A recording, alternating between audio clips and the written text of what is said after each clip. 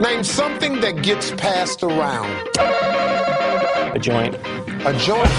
Legalized marijuana is always a very difficult question. The time is long overdue for us to remove the federal prohibition on marijuana. From now on, I smoke weed exclusively with white people. Well, I'm getting higher next time. They're walking on their pants with their cap on backwards, listening to Enema Man and Snoopy Poop Dog. There's definitely cannabis in there, and it makes sure that I can sleep now. What's to keep somebody from getting all potted up on weed and then getting behind the wheel? Don't piss off your old dealer. Marijuana is not the kind of thing that ought to be legalized. I know you're not supposed to admit that you smoke pot, but I don't drink alcohol. Let's get out of here. I have some really good weed back at the hotel. I used to smoke marijuana.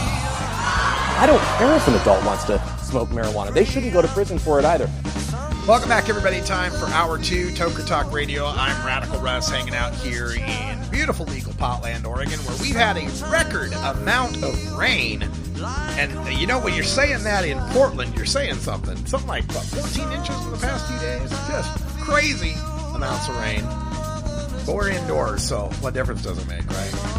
We're going to continue on with exclusive audio from the International Cannabis Business Conference. It took place last Friday in San Francisco, California. I was down there, had a great time, got to interview NBA champion John Sally and cannabis legend Tommy Chong, and also got a chance to talk with other people there at the event, including Ed Rosenthal, the guru of ganja, Chris Conrad, the court-certified California cannabis expert, and Dale Schaefer, the former federal POW, who spent 5 years in prison for growing medical marijuana. You can get the highlights from that conference at my SoundCloud account. You can go to soundcloud.com/radicalruss if you'd like to listen to or share or embed any of that audio. That's what I'm doing here at the Russ Belville Show. Is I like to be your eyes and ears for all of these conferences, for these festivals, for these events, and so forth. And I can only do it with your support. You've all been so gracious to me over the past 5 years of independence here at the Russ Belville Show. Appreciate your support. Can always use more. April's coming up. We got a lot of travel coming up. Headed to Atlantic City to cover the Meet the Experts conference from Bobby Platshorn out there. They're covering medical marijuana laws in Florida and recreational law in Massachusetts and all the medical laws up and down the East Coast. We'll bring you coverage of that in March.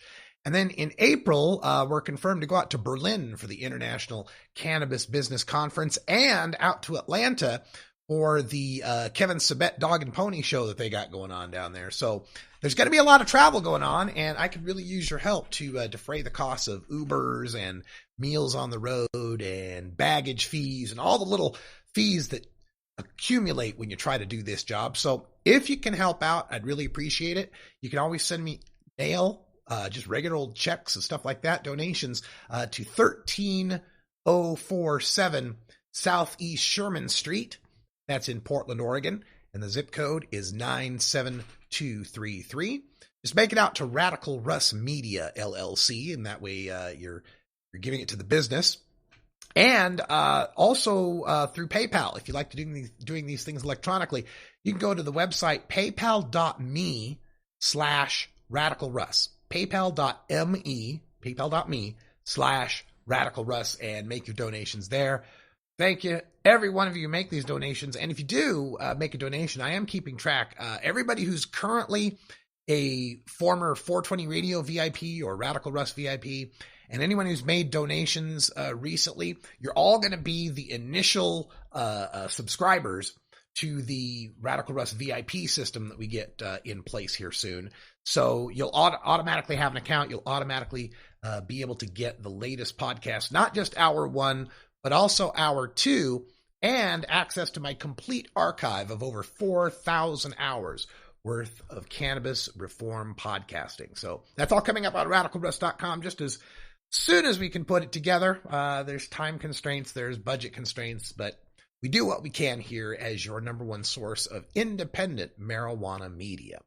All right, coming up here after the break, we're going to get back to the California Regulatory Panel. It features Lori Ajax. She just finished speaking in our hour one. She's the new head of the California Regulatory Commission there for medical marijuana, which will become the commission for all marijuana.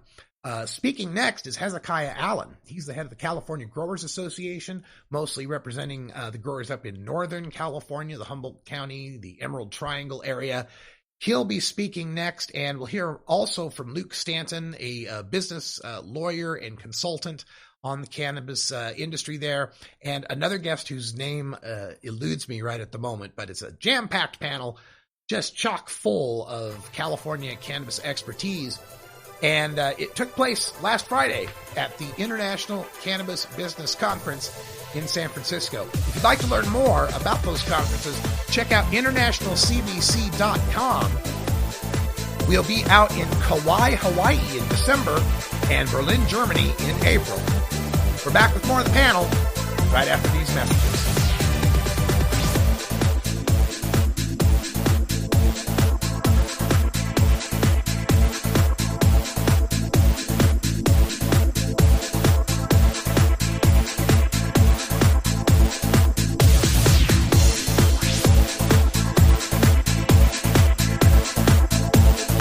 This is the Russ Belville Show on CannabisRadio.com.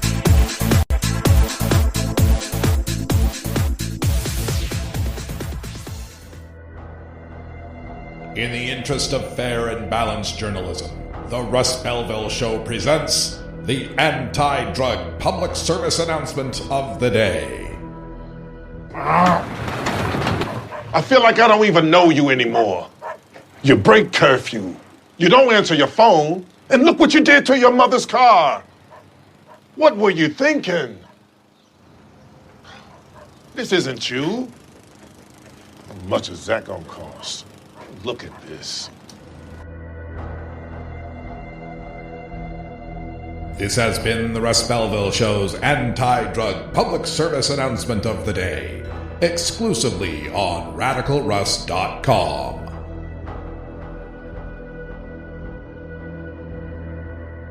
Hey everybody, it's Radical Russ here from 420 Radio, inviting you to be like me and get your ink done at Lucky Horseshoe Tattoo, Fort Worth's most female-friendly, clean, sterile, awesome tattoo shop. Thomas and his crew are true artists who can design you a custom piece or use a design you bring in. Lucky Horseshoe Tattoo also offers all styles of tattooing as well as piercings and all-around fun. In the DFW area, stop by Lucky Horseshoe Tattoo and tell them Radical Russ sent you. Trust me, it'll feel awesome. You're not high. You're listening to the Russ Belville Show. I drank beer heavily and tried drugs enthusiastically. All right, maybe you're high, too. Good for you. This is Radical Russ Belville with a word about dealing with police. Whether marijuana is legal in your state, whether you're a medical marijuana patient, or whether you're a cannabis consumer just trying to survive under prohibition, you should always affirmatively assert your rights in a police encounter.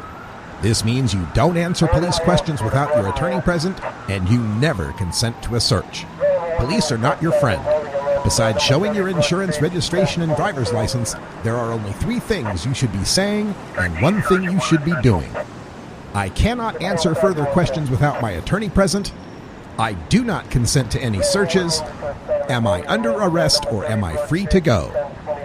And then leave once you've been cleared to go. Don't stick around for any little talks the officer wants to have. Learn this lesson well, and unlike me, you won't have a criminal record. This has been a public service announcement from the Russ Belville Show.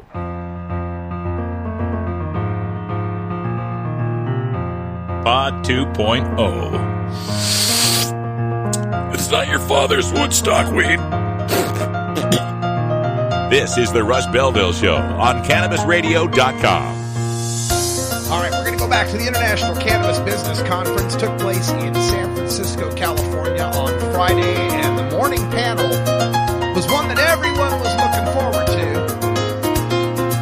Featured the head of the California Regulatory Commission for Marijuana, Lori Ajax, and the head of the California Growers Association, a man by the name of Hezekiah Allen. He had just begun speaking when we had to break for hour one. Here's Hezekiah Allen now talking about his priorities for California marijuana regulation following Prop 64. I think the highest priority issue that we've been focusing our attention on is the issue of the cultivation tax in Prop 64.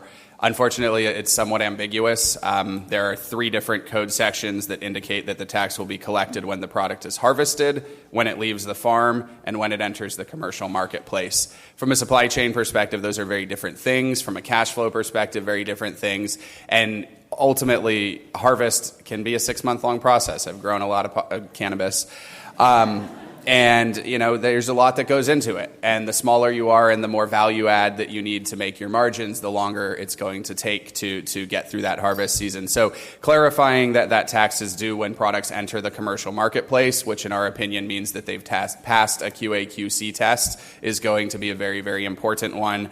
I do expect legislation to be introduced this morning that will ultimately, it does propose a solution to that. We will be sponsoring that legislation this year and have been working very closely with the Board of Equalization to make sure that we're giving them something that they like. So cleaning up the tax is absolutely critical. The second issue that is of great concern to our membership is the Type 5 license that will be established in 5 years.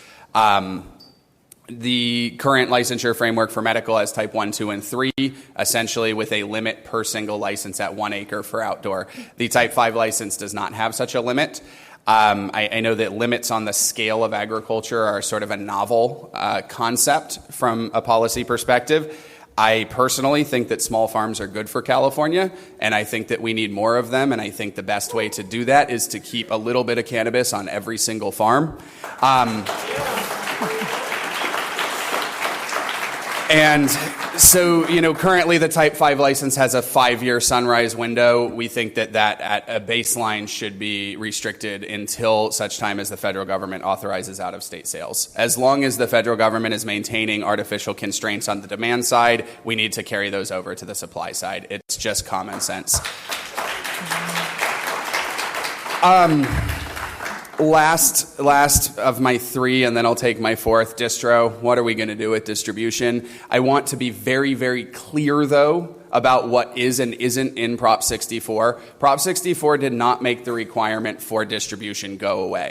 It simply said that you can hold a distribution license in addition to another license. So I want to caution, especially smaller, less capitalized businesses, you do not gain anything through the changes that were made in Prop 64. You will not be able to afford to hold a cultivation and a distro license. Maybe you will. These guys are doing a great job to keep this affordable. I want to acknowledge that.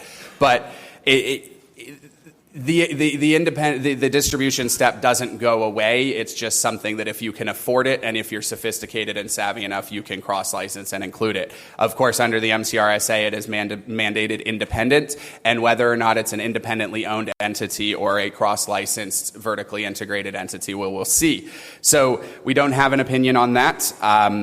We are bitterly divided on that subject. And then the 4th one is a super exciting one. It's the best thing ever, is hemp.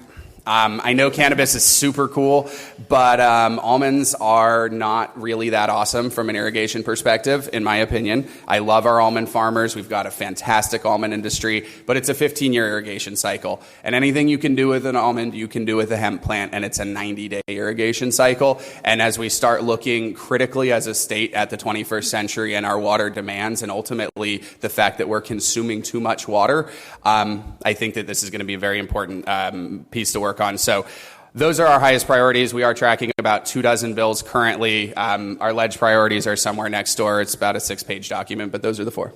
Great. Thank you. Thank you. So I have a question for you. I think we're going to do a little bit of a dialogue amongst ourselves. So if you could ask or make any request of our 2 regulators up here, what would it, on behalf of your members and constituents, what would it be?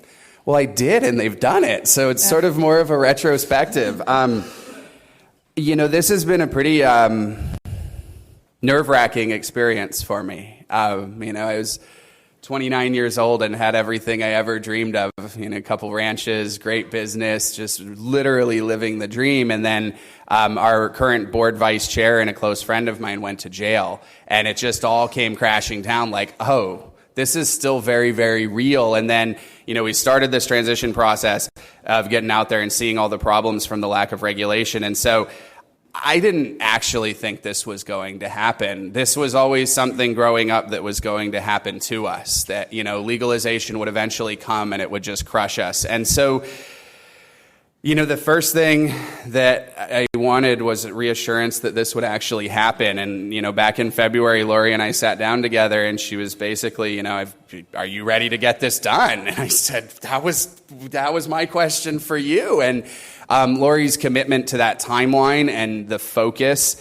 that we are going to get this done. For the first time ever in my life, I feel like the state of California is genuinely an ally in this process. So stick to the timeline and get it done. And then, when Amber and I sat down, I was like, Amber, there's a lot of growers in this state. Are you prepared for the scope of what you're taking on? And the timeline is quick. There's a lot of us. We're a unique bunch. We're a diverse bunch.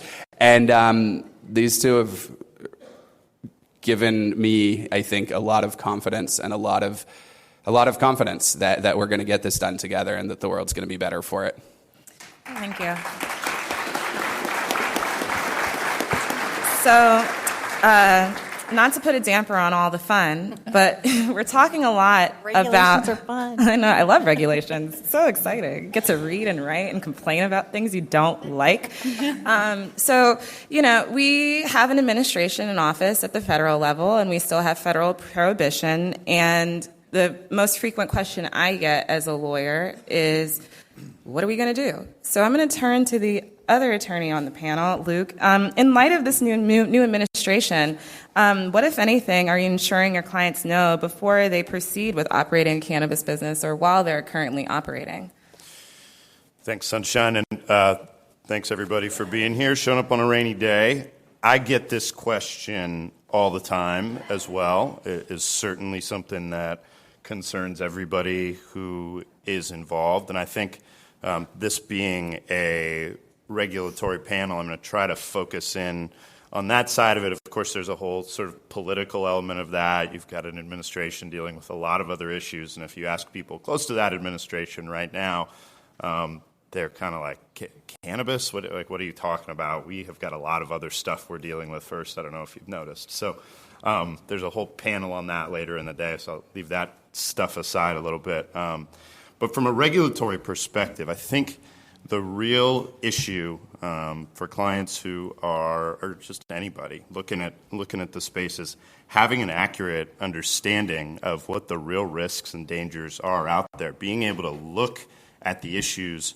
from the federal government's perspective as well as from the cannabis industry's perspective, right? Because while we all are on the side of wanting to make this a well-regulated, effective marketplace, and as Hezekiah was just saying, have a common goal in that respect, there's a little bit of a bubble effect that can go on. And, you can get a lot of advice out there that's really advocacy related, and it's sort of myopic from that point of view. And it's really, at least in my view, critically important to understand how the other side looks at it, right? To try to look at it from a Jeff Sessions perspective, or from a district attorney's perspective, or from a county sheriff's perspective, in any one of the many counties across the state of California that are very sort of balkanized in terms of how they view enforcement priorities and how they view this industry, and potentially how they're going to go out and act upon those views on a day-to-day basis. So whether you're talking, at the state level or at the federal level or at the local level, I think the critical thing for me that we try to give everybody, a good idea of is accurately and objectively lay out all the risks, right? I mean, everybody who's looking at this industry, everybody in this room, I'm sure, is aware that we still have illegality issues at the federal level, right? You're taking some risk by walking into this business. And we've all got to be okay with that. And, we all are to some extent. But, making an informed risk decision, I think, with the right information and the accurate information from both perspectives, both from the advocacy perspective as well as from, the very hardcore enforcement perspective. I think as long as you have those laid out in front of you the right way, then you can make the right decision for yourself, for your partners, for your money, for your business, for everybody involved. So I spend a lot of time trying to sort of, drive that point home with everybody. Is it getting chilly in here, or are you wearing an anatomically correct bra? Makes you miss Phil Hartman, doesn't it? Welcome back, everybody. It's 4:20 here in the Pacific time zone. Time for us to take our union-mandated safety briefing. And when we come back, we'll finish up with the rest of the public policy panel going on there. It's the California Regulations panel from ICBC. Question and answers coming up right after this. At Herbie's Cannabis Seeds, we pride ourselves on bringing you the best quality seeds from the world's most respected cannabis seed producers, all at the lowest online prices. You can find Herbie's Seeds at herbiesheadshop.com. All cannabis seeds are sold as souvenirs, and as a means of preserving cannabis genetics, Herbie's Seeds in no way intends to condone, promote, or incite the use of illegal or controlled substances. We strongly urge all prospective customers to check their national laws prior to placing an order. Herbie's Seeds at herbiesheadshop.com. Proud sponsors of the Russ Belville Show and 420 Radio. You're not high? You're listening to the Russ Belville Show. People addicted to marijuana are 3 times more likely to be addicted to heroin. Okay, well, maybe you're high, too.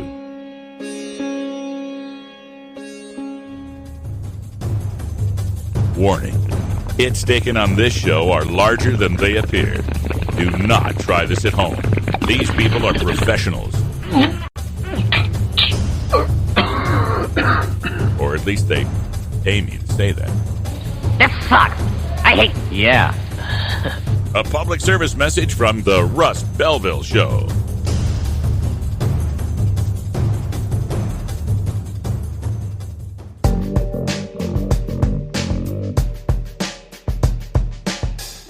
Warning. Hits taken on this show are larger than they appear. Do not try this at home. These people are professionals. Or at least they pay me to say that. This is Dan Michaels from danmichaelsaudio.com, and you're listening to Radical Russ on CannabisRadio.com. Hope you're all feeling much safer now. I know that I am. We're going to return to the International Cannabis Business Conference in San Francisco. It took place this last Friday, and this panel featured regulators and growers and business lawyers and all sorts of experts talking about the future of cannabis regulation in the Golden State. So if you're interested in California and the impending green rush in the 6th largest economy in the world, this panel is for you. Yeah. So to transition, for those of you who are interested in the federal issue, we'll have a panel today at 1 p.m. that will cover that in detail. So during the Q&A, I ask that you don't ask any questions about the current administration because it's not going to be productive for this conversation. But transitioning back to California and our happy place where our regulators care about us and want to learn about us, what are the top-level things a new business owner needs to know about the state of California regulations and laws before proceeding, from your view, Luke? Yeah, so again, it's kind of thematic here. I mean, being a regulatory panel, that you really seek understanding of, in California, we're in a very interesting place where we've got, this complex amalgamation of different rules from the Compassionate Use Act in 1996 to the Medical Marijuana Program Act in 2003, Attorney General Guidelines in 2008, and everything else that has happened since then. To the point where in 2015 we then passed historic medical legislation. In 2016 we passed historic recreational legislation. And we are existing in a little bit of a middle ground where if you're a business, from a regulatory and compliance perspective, you've got to look back at the last 20 years of complex rules and case law and follow those rules to the best of your ability, while you have wonderful regulators who want to understand what it is that you need and are trying to write the rules so that you can operate businesses in the future. But it really is critical to understand the both, all three, the past, the sort of present gray area, and then, what the upcoming future of regulation is going to be. And it's difficult for business people because there's always the constant sort of push-pull between business and regulation, right? I mean, I think the best thing that you can do as a business in California right now is show the people who are going to be looking at your application someday that you're interested in following the rules and that you can follow the rules and establish a history of following the rules so that when you come to them with a packet asking to be licensed to continue to do business in the future, they've got a track record and they don't have to go on, trusting some unknown personality and some unknown entity that they're going to follow the rules and that they're not going to have to chase them around and undergo enforcement and make life difficult for everybody in the industry. So it's a struggle because you're kind of walking the tightrope between falling off by failing the regulatory and compliance side and incurring civil or criminal liability on the one side, and on the other side, the way a lot of business owners look at it as this is my time to gather market share, and if I don't get some market share right now, I'm never going to be able to have a business. So you don't want to fall off on that side of the tightrope by not taking, from a business perspective, a little bit of risk and trying to get established and put yourself into the marketplace. So I think that's sort of the critical struggle. And so, as Amber mentioned, one of the important things is continuing to be flexible. So what we do for everybody that we work with right now is try to inject a lot of flexibility into corporate structure and everything else that we're doing so that you can stay compliant currently, and then when we do have new rules and we do understand what the parameters are, we can quickly make the changes and efficiently and effectively make the changes that are needed to follow the rules going forward. I think that's critical in California. Great. I'm going to skip around a little bit in my line of questioning because one thing that has come up in terms of following the rules is that, as our regulators pointed out, I believe it was Ms. Morris, you have to have a local license under medical to even apply for the state license. And if you've been following some of our local jurisdictions throughout the last 2 years, you've seen counties and cities go from allowing and banning and allowing and banning. You've got a sheriff in Mendocino County saying, it's Randy's law that applies to the cultivators in my state. And so in terms of that tightrope, you look at Los Angeles right now. Los Angeles hasn't authorized anything beyond its existing about 190 or so businesses. So how has this slow march to local regulation impacted your clients and their businesses? And what are you doing to perhaps help them move that process forward with a measure M as in Mary versus measure N as in Nancy Reagan on the Los Angeles ballot in March? Yeah, so this is a challenge all over the state, obviously, right now. I think it's going to continue to be a challenge for years. Speaking to local officials, many of them feel like they were already very much underwater and trying to swim towards the surface with MCRSA. And then when Prop 64 and AUMA passed just here in November, they feel like somebody grabbed their head and dunked them about 10 feet further under. Now, Northern California, I think, is significantly ahead of Southern California in terms of the move towards a regulated marketplace. Los Angeles, for instance, which, greater LA County area is about 10 million people. It's twice the size of Colorado. It's a huge consumer market, and we have, as Sunshine mentioned, only a couple hundred businesses that are not actually licensed or permitted, so you don't get those critical rights that go along with that. The two main ones being the constitutional due process rights of notice and a hearing before that license is taken away.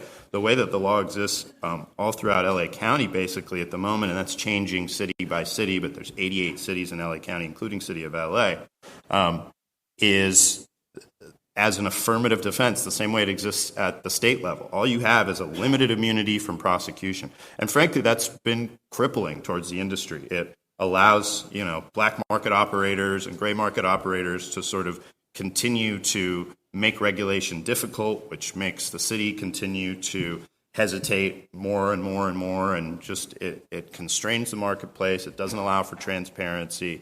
The city likes it because they feel like they've, keep control over everybody, and they don't have to go through these due process constitutional things with anybody they want to get rid of. They just go in and arrest them. But, that's not where we're going in the future. Luckily we do have a municipal election in LA coming up, as Sunshine mentioned, and there are 2 measures on the ballot. I think the one that the city propounded and is most likely to pass is called Measure M, and it basically just establishes a tax rate of 5%, which is lower than what it is now on businesses in the city of LA, and then gives the city council the ability to write local rules and regulations that are going to allow for real permitting, real licensing, real businesses, clarity. To Hezekiah's point, we got the same thing locally that we're dealing with at the state level. Let's give people some rules to follow, and let's let the people who want to get in line and follow those rules and be part of the regulated marketplace do that. And so hopefully in Southern California here, we can catch up to the way that things are done a little more widely and a little better, in my opinion, here in Northern California these days. Awesome. Wonderful. So my final question is, in terms of helping your clients build out a business in a way that will be sustainable, but also maybe will be sort of anticipate some regulation that will be coming down. Are you looking at any other states as a model for California businesses, and why or why not? We've looked at some other states and been through the licensing process in some other states. The challenge, I think, with California is that we are such a giant market. We are such a diverse market, geographically, culturally, socially, in so many ways, and the problem becomes so much more complex that I certainly am following much more so than I am, what anybody's done in, Colorado or Washington or Oregon. I mean, I do think it's important to, learn those lessons, but we're looking much more closely at what the other people on this panel are doing and trying to really, keep our eye on the ball here in California. Yes, take some good lessons, but focus on what's going on here. It's a complex problem, and I think that California people are going to be the best people to craft that policy. So that's really what we're looking at more so. Absolutely. We have a 20-year industry here, so inventing from outside doesn't necessarily make any sense at times. Hezekiah, I think you had a comment that you wanted to, we had some responses, and then we'll open up to general questioning. For new entrants into the California marketplace and industry, we built this on resistance. It was tempered with compassion, and your private interests are not the end of the game here. And if you want to succeed, remember that our communities and our natural resources have to be on par with your private interests.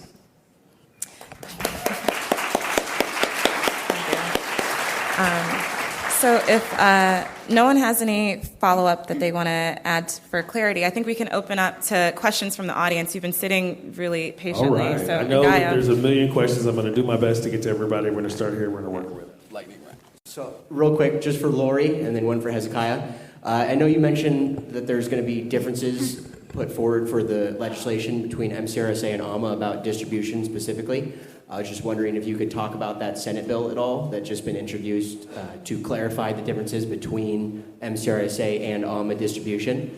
And then Hezekiah, I was wondering, I saw you speak at the Senate committee, and I know that your groups are very, different on opinion on that, on the distribution. But for me, for MCRSA, I was under the impression that it was to hold one entity responsible for diversion.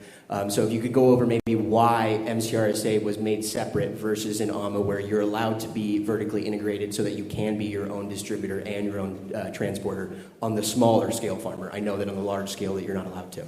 Thank you. So I'll start. We don't really comment on legislation that's currently being introduced. We provide technical assistance for the legislature, so we don't take. We want it to be clear, too, by the way. I think that makes our job easy as regulators if we know what model we're going to do. But just to, we've always looked at the distributor as that quality control agent. I think I don't disagree that helps with diversion, but I think it's the track and trace that from tracking from plant all the way to sale, and everybody making sure all our licensees are entering in the data they need into track and trace, and making sure it's transparent and everybody can see what's happening. I think it's going to help with diversion, along with having strong regulations that are very clear and simple to understand. I'm going to tell you, I don't want regulations where you guys are looking at them and I am and going, how do we comply with this? You should be able to read it and go, okay, I know how to comply with this. It's pretty simple. So we're trying to accomplish that. So I do believe the distributor is important for that quality control piece, and then we'll let, I think it's important for all of you to weigh in on that piece, on what distribution model fits your business. Frantically searching for the Senate bill that you referenced. I can't find a bill yet. There are about 9 new bills that were across the desk and introduced today, though, I'm discovering. So there will be legislation to deal with this question. I'll just give you the background from my perspective. The independent distributor exists most simply. The rationale for the concept was efficiency of audits. There needed to be a control point in the supply chain. It's a disordered marketplace with no clear structure, and in order to achieve efficient audits, the original idea was to limit the number of cultivation licenses. We rejected that, and so the control point moved down. QA/QC audits for public health and the Bureau, for consumer safety, tax audits for the Board of Equalization, and then inventory control and supply chain integrity audits coming from CHP law enforcement. So those were the 3 groups that ultimately brought the distributor model to the table, and it took us a while to get to a compromised position on it. And there'll be more on distribution at 11 a.m. That was Hezekiah Allen speaking at the International Cannabis Business Conference, the California Regulations panel that took place Friday morning. Lori Ajax was on the panel as well. She's the head of the new state agency that regulates cannabis in California. And Luke Stanton was on the panel. He's a cannabis lawyer and consultant, also partner in one of the capital firms that is providing investment money to some of these California cannabis businesses. There's one more segment coming up right after the break where they take questions and answers from the crowd. Take questions from the crowd and give answers to them, I should say. We'll be right back with that right after this.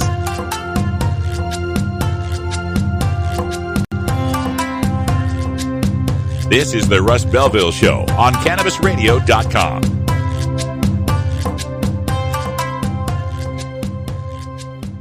You know Herb Thrasher from the Herb Thrasher Flower Hour. Now get ready for Herb Age Designs for the proud cannabis consumer.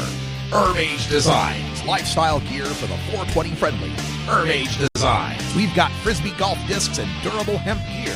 Herb Age Designs, we've got shot glasses, drinking glasses, coffee mugs, and beer cozies.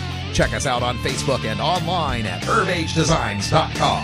And follow Herb Age and Herb Thrasher on Twitter. You're not high. You're listening to the Russ Belville Show. Say yes to your life. And when it comes to drugs and alcohol, just say no. All right. Maybe you're high, too. Warning.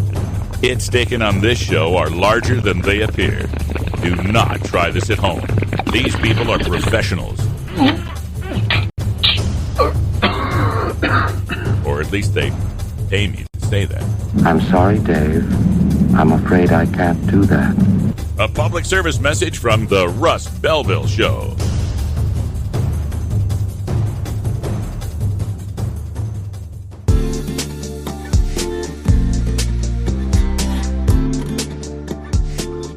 Most of us pirates, we go on vacation to North Dakota, because they've got a town called Argusville. Arr.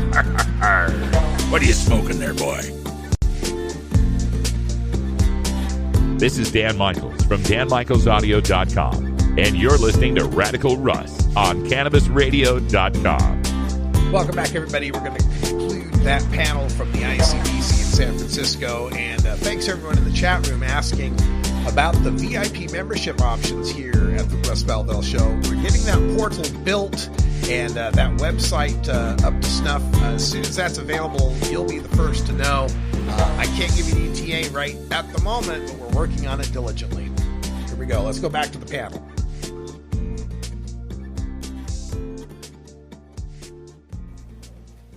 Hi.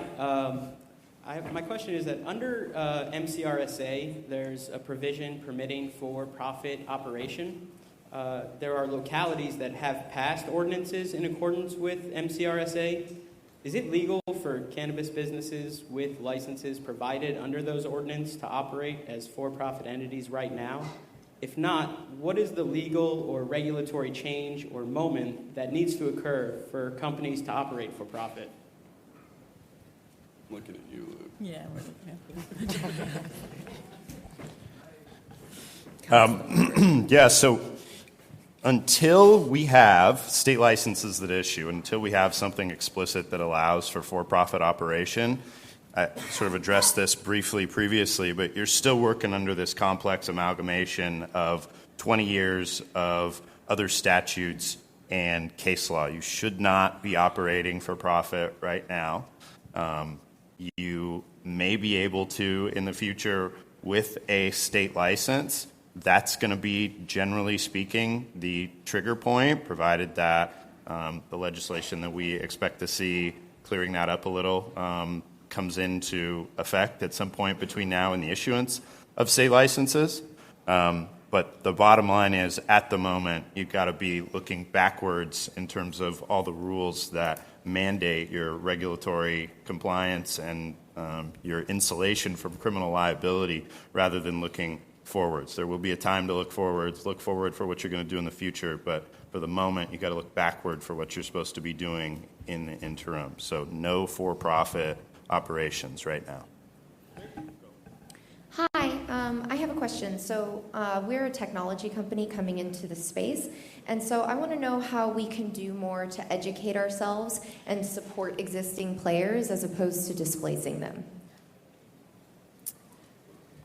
Well, so I'll talk a little bit about my journey to cannabis. I think I come from a big law multinational firm background. And the first thing that I did was go to what you would consider, I guess, a trade association networking event. And I volunteered there, and I spoke with everyone there, and I learned a lot about who the businesses were in my area, what they did, and I asked them a lot of questions. And I also asked about job opportunities, and then I worked as a consultant. So I think if you're coming into the space new, and you have an idea, there are no new ideas, right? We know that. But part of how you can differentiate yourself as a business is to participate in the existing community. We have tech platforms that don't need to host informational events for the cannabis community, for the farmers, but they open up their space to us to allow us to have local events. And I think that once people know that there's an exchange, you'll actually get a lot more insight into how your business would fit within the existing economy and how you can differentiate yourself as a business owner. There are trade associations that have tables at the exhibit hall that you can talk to a little bit. And depending on who you plan to serve with your tech platform, you should focus your efforts there. And then lastly, I believe, Hezekiah, correct me if I'm wrong, or everybody correct me if I'm wrong, I think that they're trying to figure out how to license some of the ancillary business types, or at least they're threatening to regulate you because, you know, right now under the, not threatening, but, you know, that's not a bad, it's not we love regulation, right? Because you can point to the rules. But in terms of the ancillary services, you know, you see billboards around the Bay Area where people are getting their, like, market, capturing market through advertising, and some of our lawmakers don't like that. And so even if you are a platform that just provides services to cannabis businesses, you may not be able to advertise. So if your marketing plan right now is to do a guerrilla marketing plan on all billboards on interstate freeways, review the existing or pending legislation, because they may want to bring you within the scope of our wonderful regulators' purview. Also, if you're new to the cannabis industry, hang out with hippies, man. Go meet the culture, right? Like cannabis legalization started as a cultural thing, right? Everybody who liked to smoke weed and didn't want to go to jail got together to do it. And cannabis is a social drug, so you got to hang out. You got to meet these cats. You can't just show up in your suit with your money because hippies are fearful of that. While wearing a suit. Good morning. Not really sure how to ask this question. I'm not so much new to cannabis. I've been smoking for at least 10 years, but I'm getting into the cannabis industry as a photographer and media person, and I would like to produce like cooking cannabis shows and all different kinds of shows, but I really don't know what or how to apply or put myself out there. Like you're just saying, you can't. Sorry. So I mean, where do I begin? I can't exactly grow and put that cannabis into my cookings and then serve it on a site and not be penalized. I mean, I don't know. Yeah, I think I can clear it up. As an event producer, right, it was easier to put on events when marijuana was illegal because you could just find some outlaw underground spot and do it up. But now you try to have a farmer's market, you try to have a cannabis-infused dinner, you try to throw a fancy pants weed event, you can't find a spot. You can't do anything. There's no rules, there's no regulations, and you can't really tell pot smokers that they can't get together and smoke pot and eat food because we're outlaws. So what can we do? What can we do about that? What can we do? I know you have a lot of other regulations to deal with before then, but I'm saying it's just something to think about. I can chime in briefly here. As somebody who represents a lot of folks in your position and represents some chefs and some people, talk to somebody who can give you a little bit of an idea about the rules and regulations. There's a guy about 6 rows back who's my law partner who specializes in entertainment and cannabis crossover opportunities. You should start by having a discussion with him. He'll give you a lot of good ideas. What's his name? His name is Jeff Welsh. You can raise your hand, Jeff. Hi, Jeff. He's right back there. There you go. All right, prepared to be bombarded. All right, we got time for just a few more. I know everybody and their mom has a question, and I'm sure you'll be able to talk to all these people after this. Yeah, good morning. My question is, I deal in power industry. I work for PG 25 years. We have a private design company. We do a lot of these now guys coming to us for power, and we're letting them know that the power they have in our buildings is not large enough. I know I'm working with a couple of groups, and CPUC guidelines are going to have some rate tariff issues changes. What are you doing with the California Energy Commission, educating these people about their power issues that are going on? And we're here to help also, but what are you doing with looking at, is it going to be an ag rate? Is it going to be a separate rate? What are we doing to that? And how can we help? It's a great question to be asking you guys. What are we doing to do that? So I guess how I can address that is through our environmental analysis. One of the things that we're looking at is the energy use. So we've been working really closely with the California Energy Commission. Every state agency that has anything to do with energy, we've been asking them what their current regulations are, because under the laws, it basically says that any cannabis grower is going to have to conform with state laws. And so we won't necessarily be regulating that under the Department of Food and Agriculture, but cannabis growers will be subject to state laws. We will potentially be addressing energy use through the mitigations based on the output of our environmental impact report. Do you want to? Yeah. The Public Utilities Commission is hosting a workshop at the end of this month here at their office in San Francisco, which will be, I think, the first, at least that I know of, the first public hearing on the subject. We've been working pretty extensively with SoCal Edison and PG&E as well as the Utilities Commission about some of these build-outs. To the question about how to enter the marketplace and sort of this one, let go of the thought that this is a gold rush. Gold rush is not going to be good for that. Whole mentality is off. And so, it relates to this energy consumption. Let's be reasonable here. The Public Utilities Commission is having a heck of a time trying to figure out some of the existing proposed projects, and we haven't seen the end of the fever by any means. So, try to keep it reasonable would be my Makes my job easier. suggestion. Okay. Hi, I'll just stand up so you don't have to go like this and figure out where it's coming from. My name is Peter Esposito. I'm from Crested Butte, Colorado, living here now. So I'm used to legal marijuana in Colorado. I also one of those success stories from a medical perspective. 2 years ago, I had 7 vertebrae fused in my neck. I've got lower back issues that kept me from standing up this long. And I had Oxycontin, Vicodin, Flexerol, alcohol, facet injections. I got into hemp oil, and I haven't had one of those for over 2 years. That's wonderful. But anyway, so there's lots of success stories. I'm also in the power and gas business, like this gentleman here, and I've seen what regulation can do. And everybody wants to do the right thing, but they get down into the details. And I would encourage you all as regulators, as you go through your NOPR process, as we called it in Washington, to listen to other industries and their experience. A gentleman over here, Mr. Allen, I think, said you wanted to kind of keep the supply dampened. Well, that's what they did with taxi cabs, and now we have Uber. So I'd encourage you to look at what's going to be successful, what the market rule, what the consumers make the decisions at the end of the day. What's good quality, what's good price, and those sort of things. Thank you. Really more of a statement than a question, but very nice. And what do you think about it? Oh, man.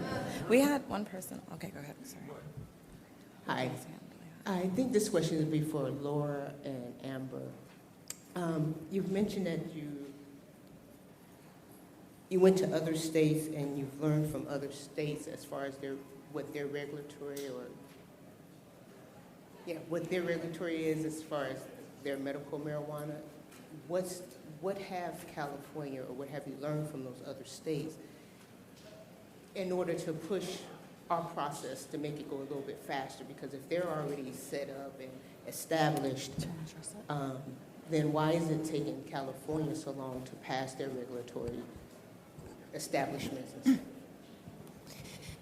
So we've talked to many states that has either both medical or adult use cannabis that's legal. And to answer your question, what's taking us so long? I think it's important to note that all of their laws and models aren't the same as California laws. So that's one. So we can't. It's not a carbon copy that we just go up to Washington, take their regs and put them into California.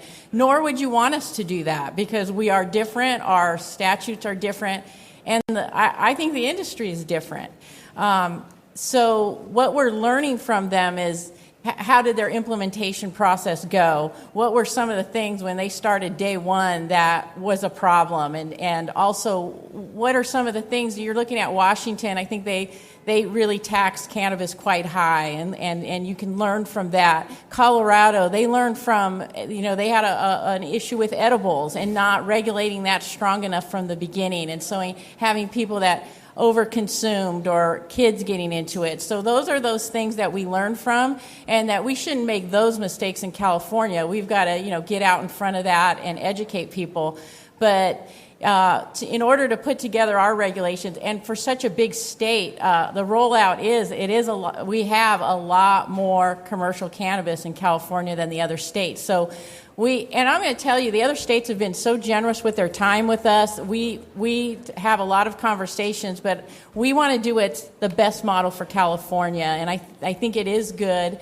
And I think you're going to, when you see our regulations, you don't see a public process quite the same as California. We have a wonderful California, well, wonderful, maybe not for the regulators because it's a long process, but from a public standpoint, there is a lot of opportunity to weigh in and and give your comment to make change to those regulations. And I can't say it enough. What we propose, we're proposing them. We have built into our timelines multiple comment periods because if we do go back and change, we have to go back out for another comment period. So there is the power to change, which I think is good for the industry. Also, just very briefly, they are doing this at breakneck speed in terms of what's taking so long. This is really an incredibly fast process for the size and complexity of what's going on. And to the point of the opportunity for the public to get involved, if you don't think you're going to operate a cannabis business, but you still care about the lay of the cannabis land in California, the Bureau has actually just released its applications for the Cannabis Advisory Board. And so ordinary citizens can, and business owners alike, can apply to help them understand our industry and see where the public's interests lie as it pertains to cannabis. So definitely encourage people to go to the Bureau website, check out the application, and get that process started. Regs panel, everyone, give it up. Make some noise, y'all. Make some noise. It's the real deal. If you still have a question, these folks are very accessible. You just go ahead and ask them. Yo, one more time. Rules and regs in the house. Thank you guys very much. That's Alex Rogers closing up the Rules and Regulations panel for California at the International Cannabis Business Conference. Took place this last Friday, and I really enjoy going to these events and bringing you the audio back. I know a lot of people don't get the chance to travel or can't afford to go to these things, and it's my pleasure and honor to be able to do a little of that for you. And a lot of this stuff will be available up on my SoundCloud platform as well. You can go to soundcloud.com/RadicalRuss, get the downloads, share them, embed them, all absolutely free. That's the service we provide. All right, we're going to give you a couple more ads, come back, and close up shop right after this. This is the Russ Belville Show on CannabisRadio.com.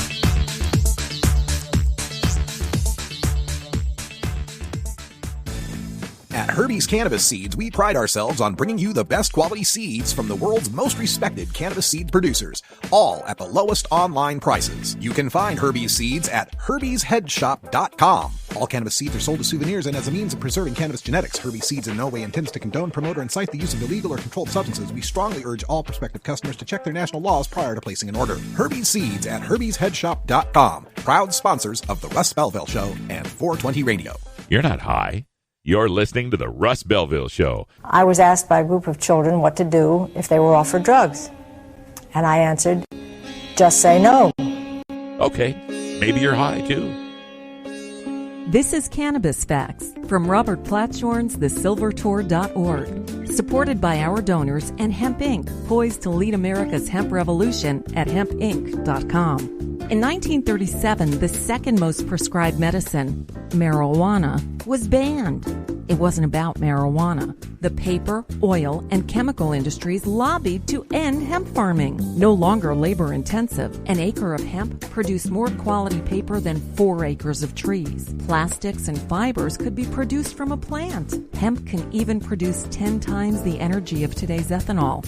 As marijuana prohibition ends, many states now allow farmers to again grow hemp. This was Cannabis Facts from thesilvertour.org, an educational nonprofit supported by our donors and Hemp Inc., a public company poised to process America's hemp crop at hempinc.com.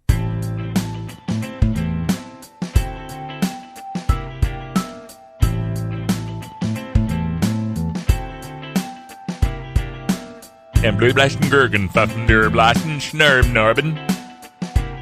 You're tuned into the Russ Belville Show, the voice of the marijuana nation, only on CannabisRadio.com. Welcome back, everybody, and thanks for joining us here for the show. We will be on all the rest of this week live at 3 o'clock here at RadicalRuss.com. So check us out, tell your friends, and you can catch the replays as well at my YouTube channel, youtube.com/RadicalRuss. You can get there through RadicalRuss.com as well. We are keeping the first hour archived up on YouTube for free. And that's basically the way it's been ever since I started podcasting about 9 years ago. Hour one is the community hour, the service hour, if you will, the disco hour. Got a little bit of disco going on there too. That's awfully nice. All right. Well, anyway, the first hour has always been sort of a free educational service that I like to provide, and then the rest of the show, the hour two, just for VIPs, just basically giving everyone a good reason for subscribing and helping to contribute to all the work I do here as an independent marijuana journalist. We've gone through a lot of changes, a lot of moves, and in that changing time, we've kind of lost some of those functionalities, but we're getting them back as soon as I can, so hang tight. Those of you who've been VIPs, you'll continue to be VIPs. Those of you who've been contributors, we'll make sure you get a VIP account. We'll make right by everybody, that's for sure. But you've been there for me all through the changes in employment and the various stages and evolutions and changes in my life as well that have been difficult. A couple of different houses and moves and a year of homelessness even. But I really appreciate it. I do. Can't imagine doing anything else. Thank you so much for being here. We'll be back tomorrow with more news and interviews you can use for the cannabis community. For everyone here at Delta 9 Studios, I'm Radical Russ. Until next time, take care of each other, tokers. This is the Russ Belville Show. The Russ Belville Show is blogging and podcasting daily at RadicalRuss.com. You take a seed, you plant it, you grow it, you dry it, you roll it, you smoke it. You take a seed, you plant it, you grow it, you dry it, you roll it, you smoke it. You take a seed, you plant it, you grow it, you dry it, you roll it, you smoke it, and it goes down smooth. You're listening to the Russ Belville Show. Right now, marijuana is listed by the federal government as a Schedule I drug. That is absurd. You can find Radical Russ online everywhere.